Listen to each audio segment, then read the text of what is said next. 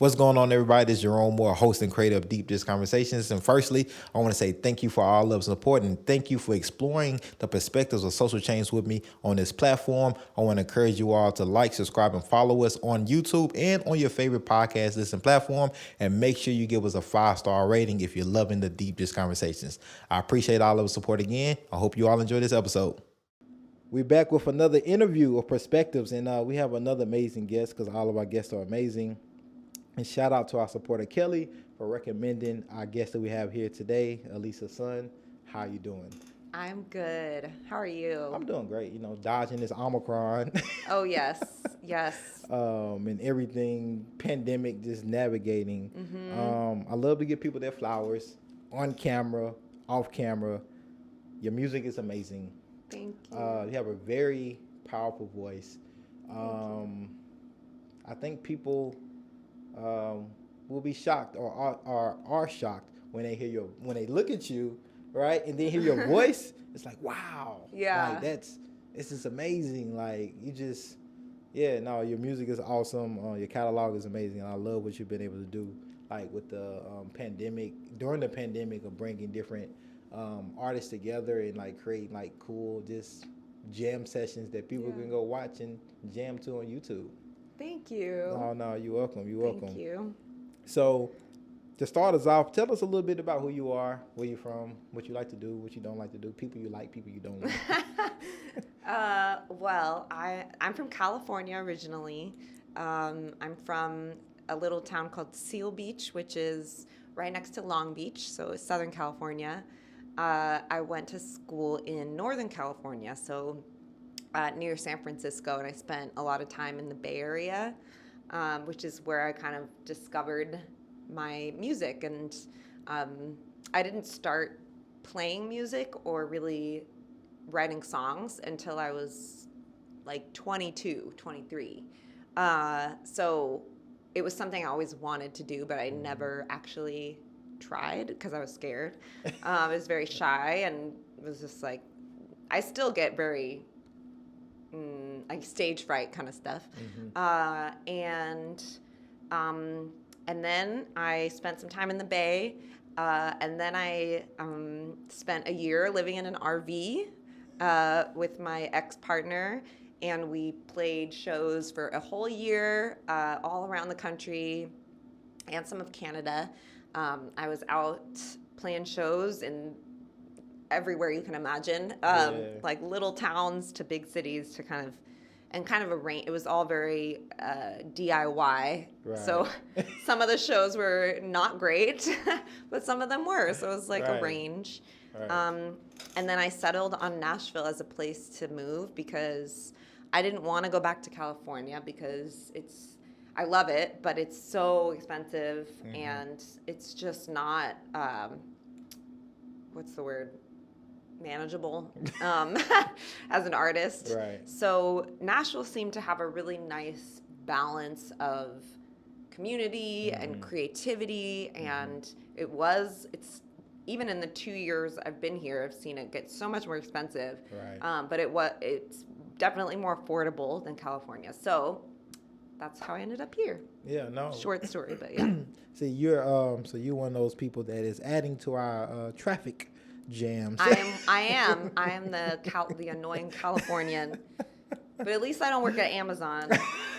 Yeah. Speak about like your time, like growing up in California, because we're landlocked here, right? Yeah. No beach. Our weather it depends like on the year, like we haven't got this much snow that we've gotten like this year in like a long time, right? Like and you know, like a dusting it causes chaos here. Yep. And I can only imagine, right, in California. Yeah. Talk about like just the comparison contrast like of California and Nashville, and kind of some of the things you've had to adjust to here that, you know, and some of the things that you miss about California. Yeah. I'm not going to lie, I've been struggling with winter here, like mentally. I struggle too. Yeah, I think we all do. And I mean, the past few days have been pretty nice, but when it's just dark and gray and cold, like I get so so sad. So it's tough. I literally got a vitamin D deficiency when I moved here. Wow. Because I'm so used to sun, like from California, that my doctor had to prescribe me like really strong vitamin D pills. So yeah, that was like contributing to my mental health stuff. So that's been tough. But the other side of that is it's kind of nice to have seasons. In California. It's like you kind of take it for granted. Right. And it's like it's nice to have that change of seasons. Right. And you appreciate it more when it's nicer out, and it's kind of a nice, when it's gross out, it's kind of a nice excuse to like just like hibernate. Right. Because when it's nice all the time, I just feel guilty. I feel like I need to be out all the time. Right. Anyway, but weather aside, I wasn't prepared for like the culture shock of moving to the South. Like, I didn't really think it was going to be a big deal because Nashville is it's a city. It's relatively blue in a very red state. So when I visited, I thought it was really cool when I visited. But then when I actually moved here, it was just a lot. But then the pandemic happened. So that was like a lot. In California and Tennessee, we handled the pandemic vastly differently. We definitely did. Yes. I mean, California's not perfect, so it's like I've been thinking a lot about. Yeah, we all have just existential moments over the past few years about our country and So when it comes to things I miss, the beach. I miss it too, and I'm and I miss the diversity and the amount of Asian folks that I was just used to seeing all the time. In California, there's just a lot more Asian folks. Like, you just see them more. So, quick story. Yeah. And I knew we was gonna get to this at some point, but my fiance, I should say, actually. Oh. She's from San Diego. Oh, okay. Born and raised in San Diego, right? Yeah. And so I was out one day by myself at the mall. I think this is maybe the first time I went to the mall in San Diego, in California in general. Yeah. And I'm from the South. She's from California, West Coast, right?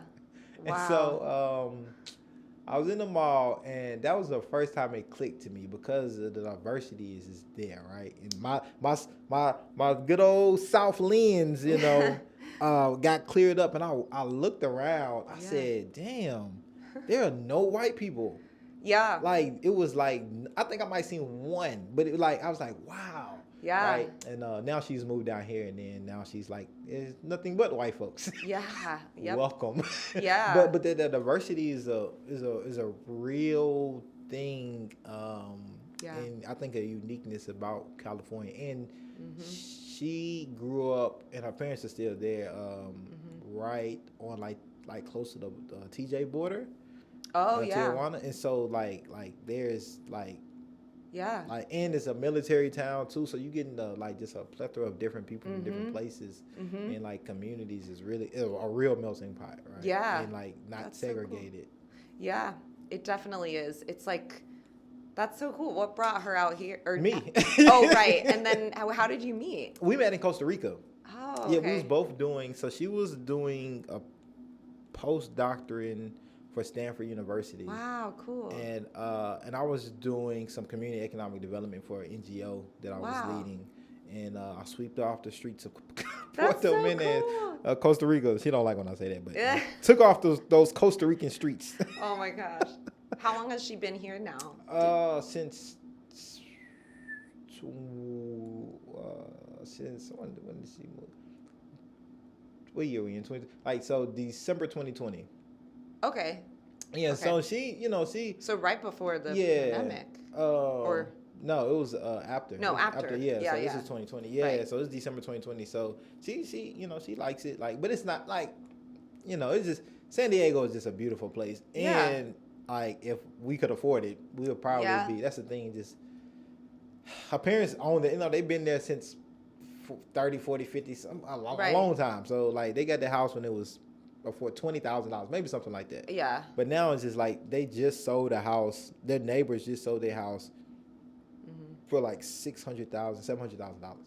Yeah. And you know, and That's it's- like cheap for California. Yeah. but it's like growing up down here is like, okay, like there's like no driveway really, and like Yeah. you get this little bit of yard, and so it's like, dang, you get like $600,000-$700,000 Oh, yeah. for that. Where you know, at least if you pay $600,000-$700 for this, you gonna have like you Yeah. have some land a little at least, you know, Yeah. because it's not as dense Yep. as California, not yet anyway, but Yeah.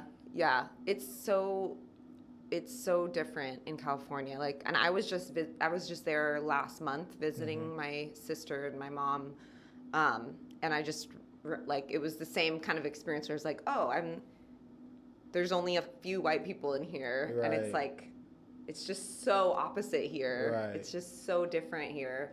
And you get used to when you're used to seeing so many folks that look like you, like right, it's very jarring when you're suddenly in a space that's like, Right. not like that. right. So like let's go a little deeper in that diversity. So like in California, you're around, like it's a really melting pot. You're around more Asians Yeah. and things like that. Is that something like you struggle with being here in Nashville, finding that community, or like finding kind of like where's my culture here? Yeah. Yeah. Yeah. It's been pretty tough to find folks, but luckily there is API Middle Tennessee. They're are you familiar with their work? Let me see if I can remember the acronym. Is that the API? Yeah. What does that stand for? Asian Pacific Yeah. Islanders? Yes. Yeah. Yep, I'm familiar. So like Pratik is, I don't know if he's on the board technically or he's part of it, but they kind of have always been around, but I think during the pandemic definitely like stepped up with reaching out, and they have a Facebook group and an Instagram, and they'll do events sometimes. They've been doing like monthly happy hours, and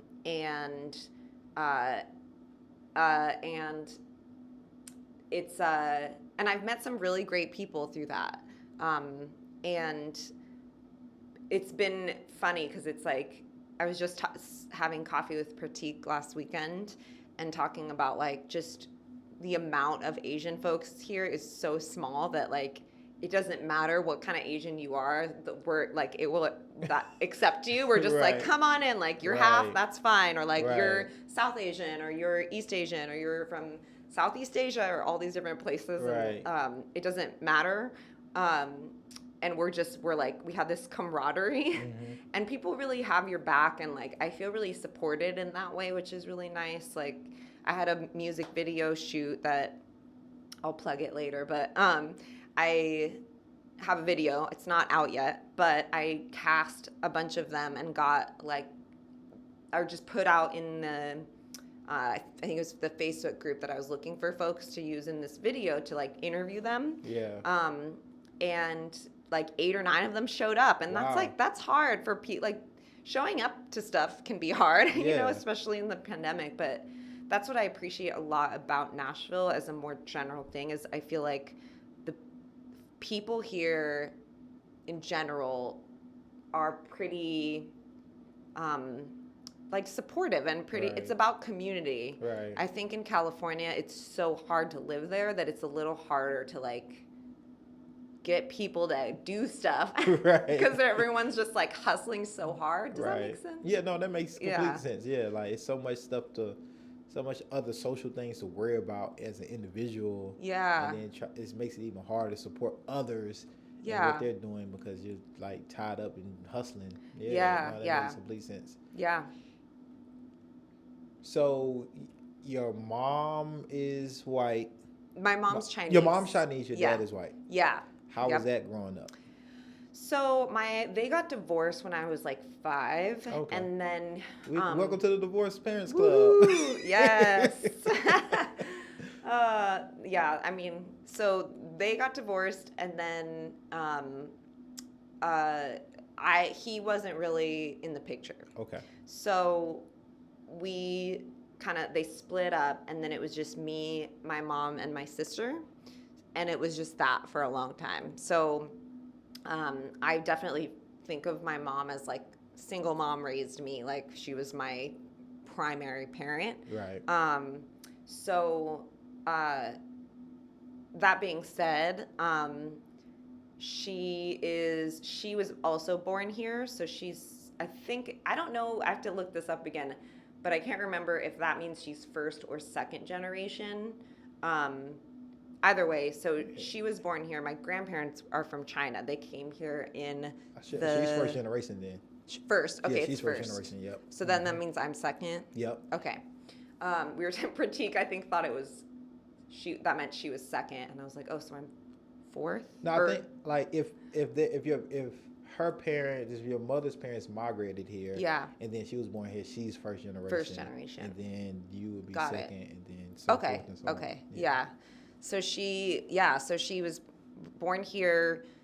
Her parents, my grandparents, didn't have time to teach her Chinese. They were too busy trying to acclimate and be American and work, and she didn't really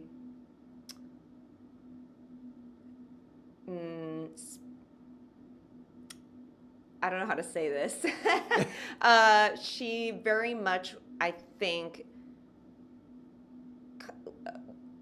a lot of Asian folks are taught to, I mean, white supremacy, we're all taught white is the thing you have to be. White is right. So, yeah. So I think that she definitely was focused on that. Mm-hmm. And, if you talk to my mom, it's like, you don't know that you're necessarily talking to someone that's Chinese, if that makes sense. Right, even maybe first generation, especially. Yeah. Yeah. Because it's just so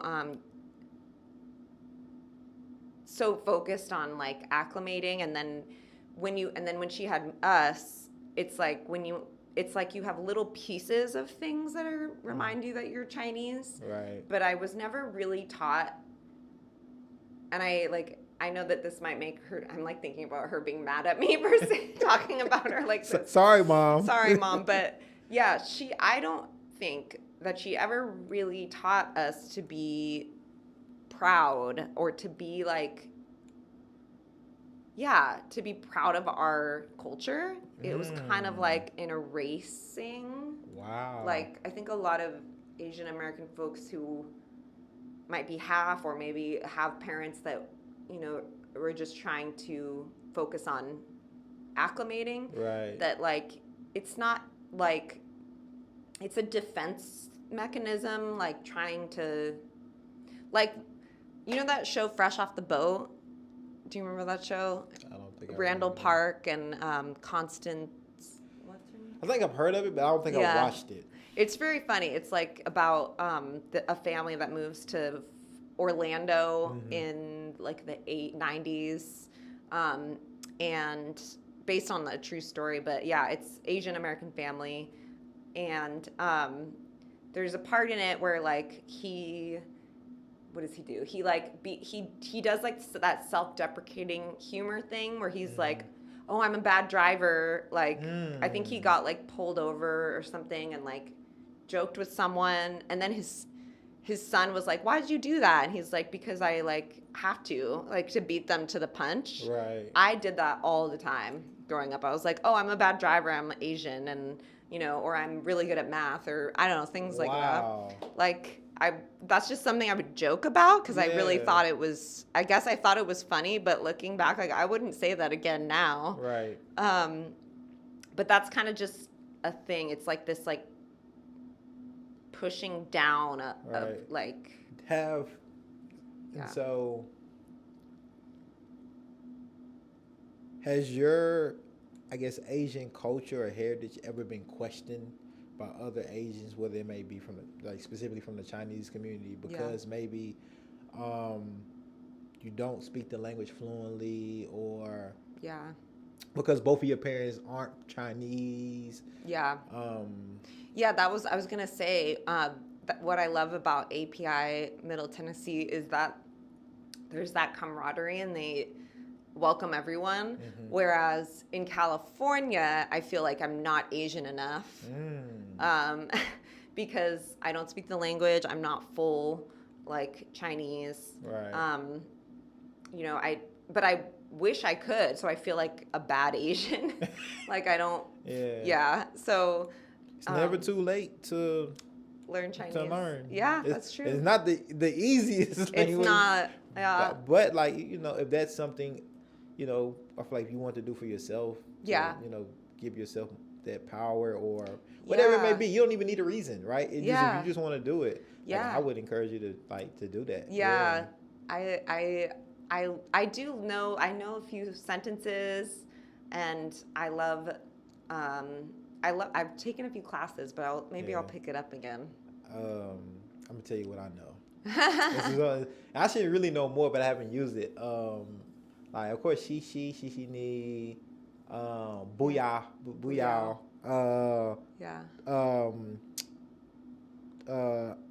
I should know this one because I used to say it all the time when I get my food to go. What is hold on, don't tell me. Taobao? What is to go? How do you say to go? Oh, I don't know how to say to go. I should know it because I used to say it all the time when I order food. That's the only thing I could tell them. Like, I should know. Isn't I know like let's go is like Zola or something. Zola or something. So, maybe. But I don't know if to go. No, it's like because they have an app called Taobao or something like. I think it's Taobao. Basically, it's like Amazon pretty much. Okay. And they order, but dang, what is it? I should know this. I'm really just letting down all my Chinese folks back in Xiamen. Oh my gosh! But it's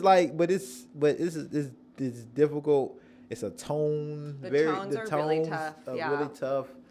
But I love WeChat, Weishi. I love it. WeChat. Yeah.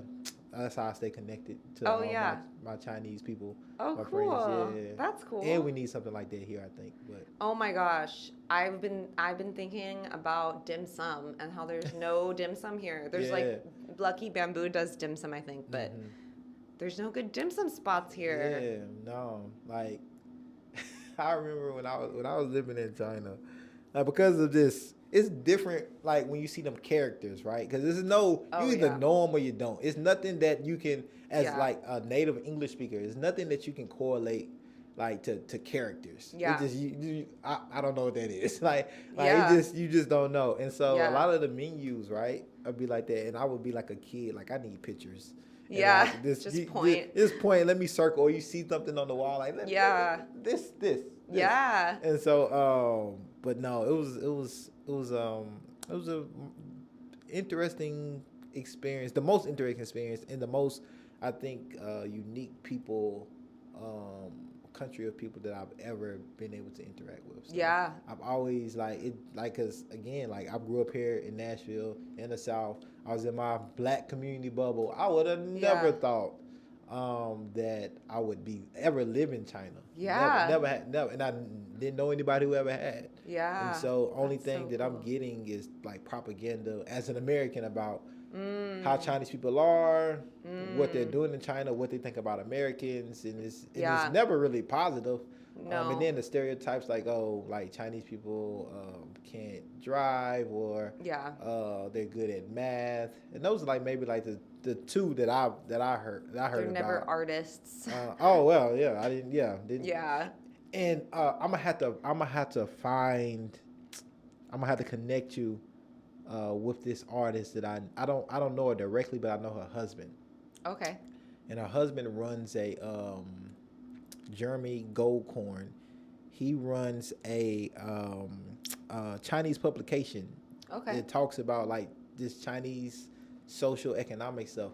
But his wife is like a huge, big time artist. He plays this special instrument that, like, I think it's originally a Chinese instrument, but only like, and she composes. And I think she's like cool. one of 5 people in the whole world that think that does this. Oh, that wow. like that does it like and compose, Yeah. not just play. I'm gonna have to connect y'all. Yeah. Is it the Don't ask me. I don't know. Okay. I don't know. We'll have to Google it. I want to pick back up a little bit, especially back on that diversity piece. What were some of the, like, I guess, self challenges? I guess knowing that, you know, I'm Chinese, but I'm not full. And how others kind of broached you about that. You know, kids can be cruel, but adults can just be like idiots, right? Yeah. Or ask things in an idiotic way that can be very harmful and offensive, right? Yeah. How have you navigated and what were some of those situations? Yeah, a lot of it is just where are you from?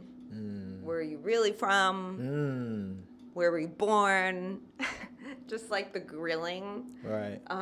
So that's what my most recent song is about. It's called I'm From Here, and the music video that I'm gonna release has folks that I interviewed about that, and it's really cool because I have interviews with people who have so many different stories about that. But yeah, a lot of it is like this kind of like, what are you? Like kind of thing. That's just the big. So for people that are curious, Yeah. and when they first see you, right? Yeah. How should they? Is there our appropriate way?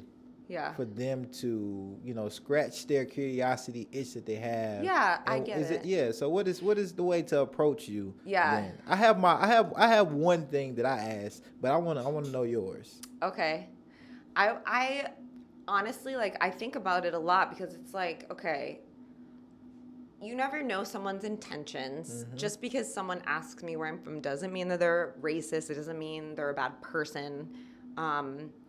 It's like such a different, it's all depending on like the context and where I am and who's asking me and how soon into the conversation they're asking me. Right. Like, that's a big thing. Like, sometimes it's like, but yeah, there's no like clear cut way to do it. It so depends on the person too.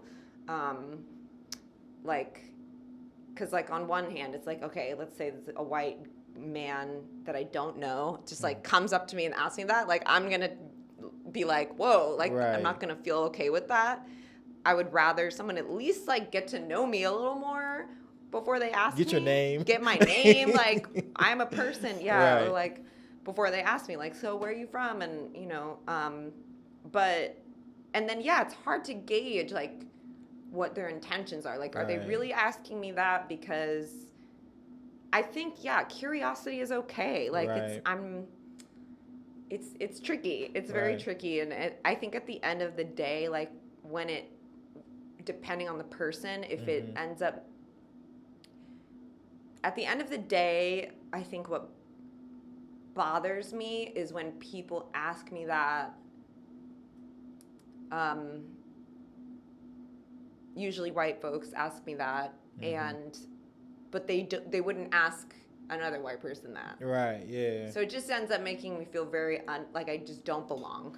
So that's the main thing. That's a bummer, but I've learned to just ask people, hey, where do you call home? yeah, I love that. Yeah, just where do you call home?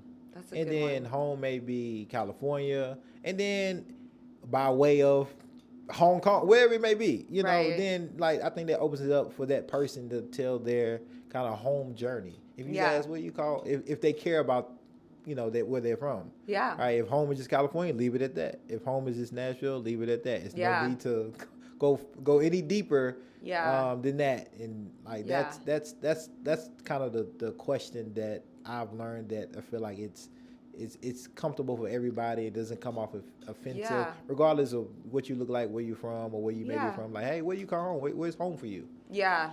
I think that's great. Yeah. I wish more people would say that. Yeah, just now they know. Now before they come up to you and say something Yeah. ridiculous, they can just say, Yeah. hey, where you call? I love your music, but where you call? Yeah. Something like that. Yeah. Now, I want to get a little deeper with you. Okay. The pandemic Yes. happened. And just, right around the time the pandemic is happening, we are seeing and hearing a lot of our Asian community members and neighbors just, being attacked, being targeted. Because when you have, a former president that is, kind of blaming a whole virus on a whole group of people, Yeah. people do stupid, crazy things, right? Yeah. How did that affect you? You was traveling at the time, right? You was performing during this time too, right? Were you? I was here. You was here. You was Yeah. here doing that. Okay. I You was had off the moved. road. Okay. Yeah, I was Okay. off the road. Yeah. So how did that, like, resonate with you, your sister, your mom, like, Yeah. people around you? How did you all, from you all's lens and like being from that community? Yeah. Yeah, it was pretty intense. I was very much aware of what I looked like and being out in public. I was like a lot more on guard. And I definitely had a tough time, like not wanting to go outside, just not really wanting to be seen. I think I actually had my personal like journey with being an Asian person. It's always been a journey, but I actually had a few like incidents even before the pandemic happened when I moved here. You want to elaborate on that a little bit? Yeah, I had so I was taking a selfie with a friend who was white, and we like held back the photo like to look at it and like see like, okay, was that okay? And she blurted out like, "Oh my God, I look Chinese in that photo. Take another one." Whoa. Yeah, that was a really intense experience. So that was like a few months before the pandemic. Are y'all still friends? Was it a conversation after that, or? So yeah, we had a conversation after. But yeah, when it happened, my brain like couldn't. I was just like, there's so many layers to that, like what she said, that I'm just like, wow. And like to the point where like so then she immediately felt really, really, really, really bad and cried, and I had to comfort her. So that was really hard.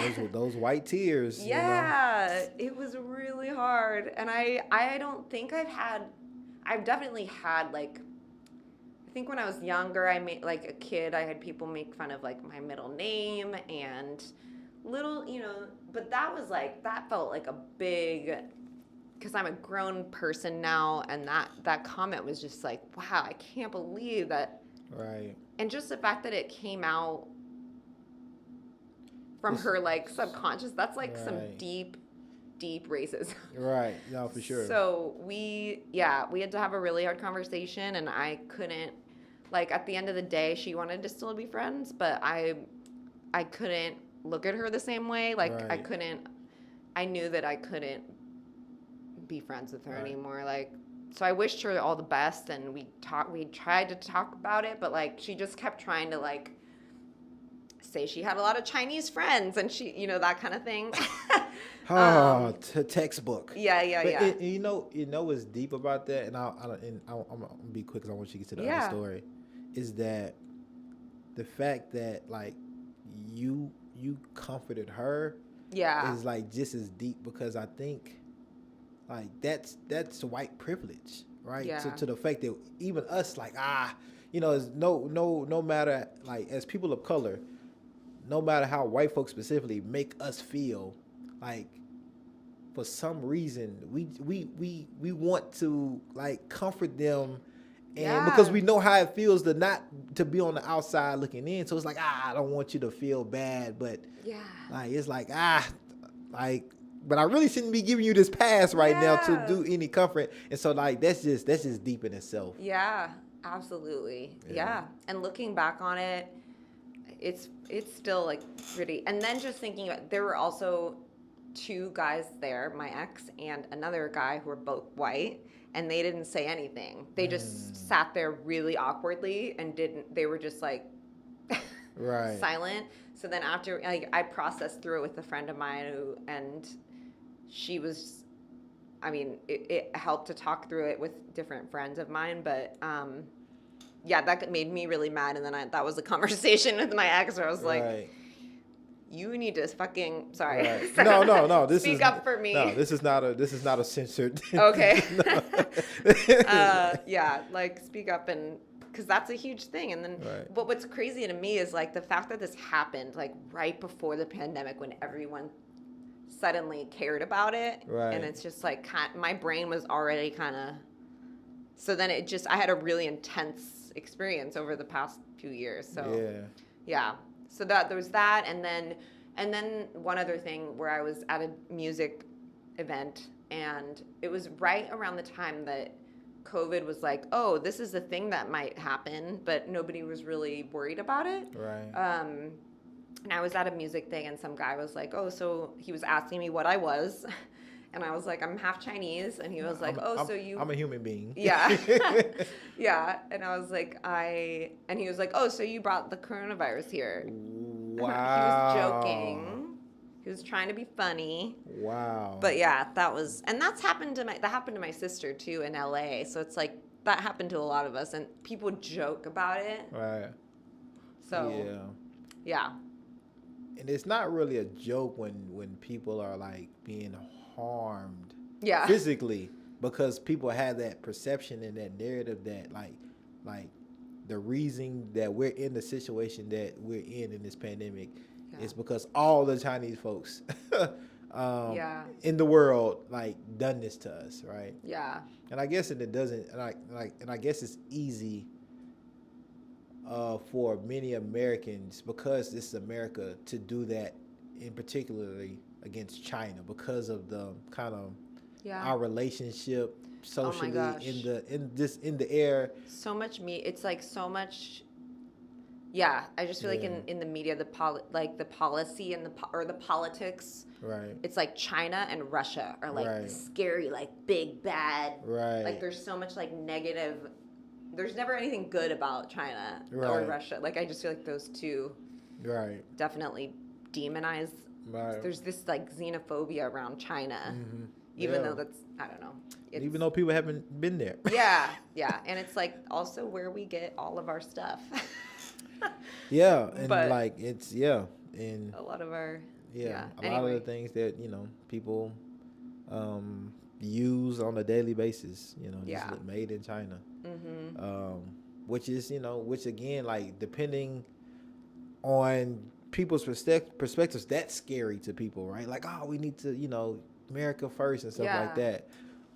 But hey, we had a president that kind of like gave people even more of a reason to push that agenda. If they was already feeling that way, he just kind of gave them superpowers and a battery, a hell of a big battery to kind of jump out the window with those type of narratives, and voice them. Yeah. I mean, he made it okay. Right. It's like giving permission to people. Right. Exactly. Yeah. So, living in China, when I was living in China, Yeah. I really learned a lot about how the China, because it's a homogenous country. Yeah. Hey, everybody, pretty much like looks alike, similar. Mm-hmm. Like discrimination and things like racism and stuff don't really like come up or Mm-hmm. whatnot, or they don't really understand it the same way that we may understand it, growing up and being here from the United Mm-hmm. States. How did that play a role into like understanding the racism and discrimination in the Asian community? Because even now, like I think the Asians in the United States have like the lowest voter turnout. Oh. They have the lowest voter turnout in the United States Mm-hmm. as an ethnic group. Mm. Mm-hmm. From my black lens and perspective, they kind of stay segregated. They really don't put that, like when we talk about things like racism discrimination, up until recently to the text, Yeah. it wasn't really like a thing or a headline for them to kind of combat. Like, hey, we want to combat this stuff too. Yeah. They just kind of done their thing and kept things kind of as normal. Right. So Yeah. what were you, I guess, how were you introduced to that discrimination, racism in the family household, or is it something because you're here in America? It was something you was just kind of in and kind of knew off bat, or was that something your mom talked about? No, never. It was like I wish my mom had sat me down and been like, "Hey, you might not look like everybody, and like you might get made fun of, and you need to be proud of where you're from." And I wish that we had that conversation. But yeah, it's like I feel like I didn't really learn about it or I guess experience it. I don't know. That's until I think moving here was definitely like a big catalyst for like I don't know, becoming more aware of my identity, because I think a lot of like you said, how Asian folks don't turn out to vote. I think a lot of it has to do with like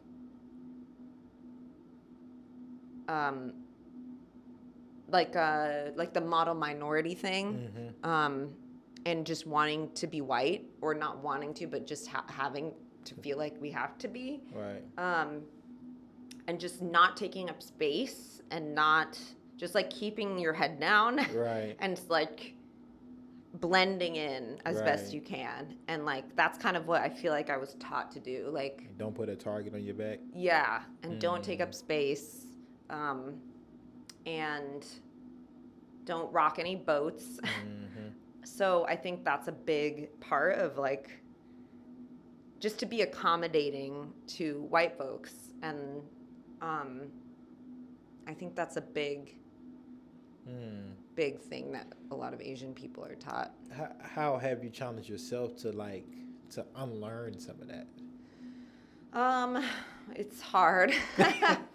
It's really hard to verbalize it and like speak up for myself. I think because your default is just like your nervous system like learns how to like Right. be a certain way. But I don't know. That's okay. That's Yeah. perfectly okay. Yeah.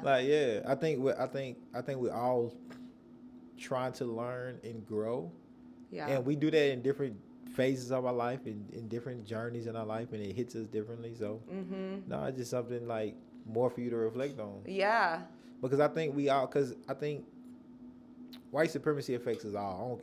Whether you're black, white, Asian, Indian, Native American, we all affected by it, right? Yeah. And we all, especially if you're born here in the United States, you're indoctrinated with it, right? You're indoctrinated. And so white supremacy for me might look like, anti-blackness or black hate because I see another guy that looks like me, and I'm defensive because that's what's kind of been put out there, the narrative about black men, right? Yeah.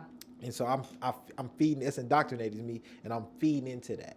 Yeah. Right. That's what it may look like for me. And so until I realize that it's something I have to unlearn, which, I'm constantly working on. And so I think it looks different for different people based on how you grew up, your ethnicity, all of those things. And so we just have to be intentional about identifying that. And once we identify it, like, do the self-work. Yeah. Right. Yeah, that makes sense. Yeah. Yeah. And so, and that's why I'm always curious, because I'm not a part of every community, right? And I think like conversations like these, like, help everybody grow and think about, like, I haven't really started like that unlearning process. I just kind of been going with the flow, right? Which is easy, right? Because the unlearning is difficult, it's hard, and it's accepting a lot of truths about your own personal actions and holding yourself accountable. Which, who likes to hold themselves accountable, right? And so it's hard. Yeah. So when you come back next time, you'll be able to tell us, like, oh yeah, I started doing this and doing that and da da da. Yeah. Yeah. Well, one thing that I definitely got into is learning a little more about, like, Asian American history, to kind of, like, take some of that ownership of it back, because I think there's that erasure, Right. when it, like, what we were taught in school, and we were taught all the white stories, none of the other stories. Right. So, like, I got really into Grace Lee Boggs, and I didn't even know she existed. Do you know who she is? I heard her name. And I know her name. Like, such a badass, and or like Yuri Kochiyama, and just kind of the activists that have been out there doing this work, but don't get talked about. Yeah. But Grace Lee Boggs, she was right there with Malcolm X and MLK, and from Detroit, and doing a lot of all of that grassroots work. And she lived until she was like 95 or something, 98. Yeah. So, that was more empowering to learn more about our history and read about it. And there was some, and it's been nice to see more representation of Asian folks, like more programs or TV shows or different documentaries coming out about Asian folks, which has been nice. But when I say about representation for, like, minorities, people of color, is that, like, I think that's the start, but I think, like, real power for us is, like, give us some decision making power, right? Yeah. Whether that's an elected official, or if that's being the executive CEO of the TV company, right? And I think we have to constantly remind ourselves, like, hey, representation, symbolism is good, is needed, because that's telling people, okay, we can do it. But, like, now, like, what's the next step? Like, where we can have power to, like, make sure we won't get looked over and passed, and it's not other people making decisions for us. Yeah, it's or really dictating our contribution. Yeah, that part's really hard, because it's like, they're like, you get one show. Right. Like, my sister, she's a TV writer, and she's in it. She's, like, in Hollywood writing for different TV shows. And she tells me stories about that, like, just the amount of, like, it's always white people at the end of, like, the executive, the people up here. And then they're like, oh, we already have that show. You only get one show about this Asian family. Like, you get one. Right. That's it. That's all we're doing. Yeah. We can't do anything else. Yeah. And then it turns people against the Asian folks. It'll turn us, like, competing against, like, for this one spot. Like, there's only so much room. Yeah. So. But I think now, like, what technology has done is, like, we can start telling, many of our own stories, right? Yeah. And, like, platforms like this, and really start calling shit out. Like, hey, this happens, and it's affecting us. And it's still hard, because some people, are still, very cautious of calling it out, especially when it's a Yeah. job, because like, Oh, oh, yeah. does that take me out of the loop for jobs in the future if I call this out right now, even though I know it's harmful and it's hurting, but or do I just suck it up Yeah. and say, hey, it's part of it, it's part of the industry or whatever. So, and that's something I think we as people of color, minorities, have to deal with all the time and digest and figure out like, okay, is this the battle I want to fight today? And if so, like, what are some of the repercussions that I'm willing to take, or what is the, so it's just a, Yeah. yeah, it's difficult. Yeah. Yeah. Yeah, and you don't want to lose your job or Yeah. get like talked about like, oh, they're Yeah. difficult or they're, and Right. that sucks. Right. Like just for wanting to like tell the truth. Right. Like I can't, like, the truth will like literally hinder me. Yeah. Like they say truth will set me free. No, truth will get you let go. Yeah. Like, yeah, you'll be Yeah. free of job opportunities, right? It's just crazy. Yeah. But like this is the culture that we're in and that has been created and that we have to learn to navigate. Yep. But I'm all about calling that shit out, because I think the more folks call it out, and allies as well, like call it out, because I think the more we do that, I think it prevents it from happening. Because who wants to be put on like Front Street like that, and then especially if it's receipts to back it up, right? And then it gives the courage to other people to speak out, like, oh, that happened to me there too, or it made me, and and then it's something like it can't be happening to like 10, 12, 13, 14, 15 people and then it not be something. So Yeah. I encourage all of us to call that shit out and put it on Front Street, because I think that's the only way we can grow. I agree. In this country and just throughout the world. Yeah. So I wanna pivot to your music. Yeah. Your awesome music. No, like for real, like very dynamic, like just vocalist. Like you really are. How has a lot of these things that's been going on socially, kind of, or even just moving here to Nashville with this jury sometimes, how's that influence your music of late? Moving here, there's been a lot of changes that have happened that have affected my music both positively and negatively. I think a lot of artists in the pandemic lost a lot of motivation and that motivation to write or to keep going, because shows got canceled or everything shut down. So obviously we're coming out of that now, but it's been tough to stay creative and stay like motivated. When it comes to the pandemic, with like being an Asian person, I've written a few songs about the experience. Like the one that I just released came out of it. I've written a couple other ones that kind of touch on it.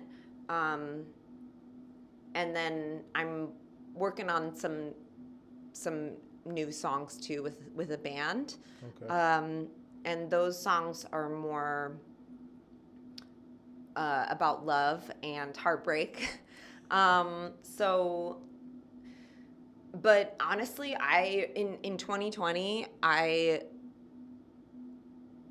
really kind of put my music away for a while and dove into like activism and community stuff, community work, and I was super involved in volunteering and trying to like do everything. And I quickly burned out. And I have so much respect for people who do that work all day and who have full-time jobs doing it, like people like Pratik. Yeah. And to do that in a southern state, like that, the resilience that takes is truly like incredible to see. So I kind of yeah, I got really involved I was volunteering all the time with Gideon's Army. I was doing a lot of work with Nashville Musicians for Change, which is, have you heard of Yeah. them too? And then I was doing some volunteering for Planned Parenthood. I was doing deep canvassing for the Central Labor Council, and I was doing You went all the way. Yeah, all the way I in. see how you got burnt out. Yeah. The Women's March. I did. I was just trying to like fix all the problems, which is not possible. It's not a thing. Right. So it's like a daily. What is like? Did you, before like coming here and then before all of these social craziness started happening, were you ever interested in doing that type of volunteering or work before, or did something like did something click and say, hey, I have to start like learning and then like trying to build power of community? Yeah, I definitely moving here is what did that. I think Volunteer state. Yeah, moving here, and honestly, like, and I think living in California, I didn't experience the things that I've experienced here, like that friend of mine, that like incidents like that, they didn't happen to me there. And I think, honestly, moving here and personally experiencing something like that it kind of just really opened my eyes. Right. And I feel some shame around that because I wish I had done that sooner. Right. And I wish that I hadn't had to actually experience something like that to want to help. Right. Like, because it's not like I, was out in California doing this work or volunteering a lot. I wasn't. And but then moving here and experiencing something like that, it made me realize, like, that's just, and that's just not even that big of a deal either, like, compared to what some people have to go through. Like, so just having that, like, that aggressive incident was kind of what pushed me into it. And just, I think I was I've always been interested in educating myself, and I've always been, I don't know about volunteering, but reading books about things like white privilege and, like that book White Fragility. I remember reading that before everybody cared about it, and telling my ex, who was a white guy, to read it, and he wouldn't read it. But then George Floyd happened, and he was like, okay, I'll read it. And then he started caring, which is so frustrating. Yeah. So yeah, I don't know if that answer. I don't remember what your original question was. No. Music, yeah. So I wanna take a different angle than the music. Okay. When growing up, when I thought about like Asians in general doing music, the thing that I've always seen were either piano or violin. Yeah. Or piano. Or I want to say even maybe like how would I characterize this? I guess like artsy, like very high performance, like classical. Yeah. Yeah, there we go. Classical music, right? Oh yeah.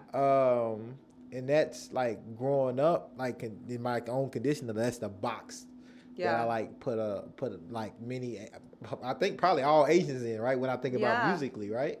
Yeah. Doing like R&B.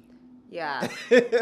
like and what has there been like challenges and barriers that you have to face doing that genre of music, being an Asian woman? Yeah. Well, I think about this a lot as far as not challenges, but I think about music as a way to identify. You can't control like how music like moves you. Like you can't control necessarily like what you identify with or what you're like. Oh, I love that music. Like a certain genre or whatever. But it does depend where you grow up. Like, you know, people in the South, obviously a lot of folks I know here, like, they just grew up around country, so they just Right. are used to it, but I didn't grow up around it. And I grew up here, and I didn't grow up around country either. Yeah. So it's like, Yeah. like that's that too, right? There's like racial types of music. Yes. Right. Yeah, and so Asian folks, I find it really fascinating, like, because we're all over the place, but a lot of Asian folks we identify with R&B and hip hop and rap, and it's like maybe because I don't know, because it wasn't white music. Right. Even though I also kind of grew up with a lot of like folky white music too, and I like that too. But my first CD I ever bought was Lauryn Hill, Miseducation of Lauryn Hill, when I was 10. Classic. And it's just like, I think, and like that show, Fresh Off the Boat, it's about that family and the little boy in it, I forget his name, Hudson Yang. Now he's probably like 18, but in the show he's like 10, and he's just like wearing Biggie shirts and like Tupac, and he's just like, and my cousin who's he's Chinese also, obviously, he was like, that was me, like when he was growing up, he was obsessed with that, like Right. 90s hip hop and rap, and and it's just something that like I love that music, that kind of music, and Alicia, like the first Alicia Keys songs in A minor, like it was just I don't know how to explain it. It was just like what I wanted to sing. So as far as challenges go, I don't know. I mean, I know that Nashville is so white. Right. So it's hard to the R&B scene's pretty small here. And I'm assuming too, many people when they just look at you, right, physically, just look at your physical attributes, and then you tell them you're an artist, right? I wondered if they ever say, like R&B. I didn't see that one coming. Oh, totally. Everybody, everybody's like, oh, I never would have expected that. Yeah. And you have me thinking about, do I know any Asian artists? Like when I say do I like far as like commercially popular. Yeah. Like in I don't know any in rap for sure. I'll send you some good. Yes, Asian like rappers. but like I did live in China, so I know like I know those, but like far as like here in the United States that like get radio play or very I don't know. I don't know any here, or just Asian Americans, right? I don't really know any. And when I think about R&B too, is like I'm trying to think. So you have to put me on something. Like like now I know you, but yeah. Well, so it's either we're super foreign, like BTS. Okay. Or there's folks who are like mixed. So like she's part I think she's either part Japanese or part Filipino. Oh, okay, gotcha. Or Janae Aiko, she's half black and half Japanese. Okay. So there's very little in between. Right. So it's like I agree. I don't really know any. Yeah. There's some, but they're usually very indie and really good music. There's a few folks I've found on Spotify, but they're not easy to find. Yeah. No, definitely send me some people, because I try to I think you can learn a lot, like far as culturally, through listening to people's music, and because they always put their culture in it somehow, some way, or the experience. So I really appreciate that. Yeah, but it's funny that you say that too, like, because I do the same thing. If I, it's kind of rare, but whenever you do see an Asian person about to sing, like, what do you think they're gonna sound like? I don't even know. Like, I don't know necessarily. So it's like, some people might start singing and be super like sultry and R&B, and some people are like doing country, and it's like, what? And let me tell people this: KTV karaoke is huge.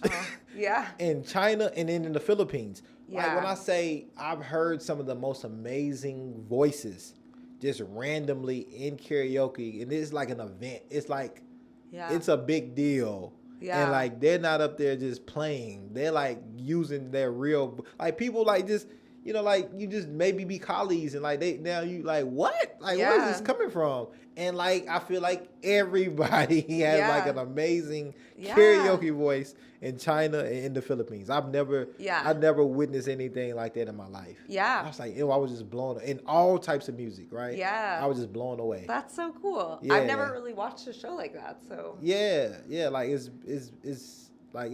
been blown. So when you visit home, when you visit China, Yeah.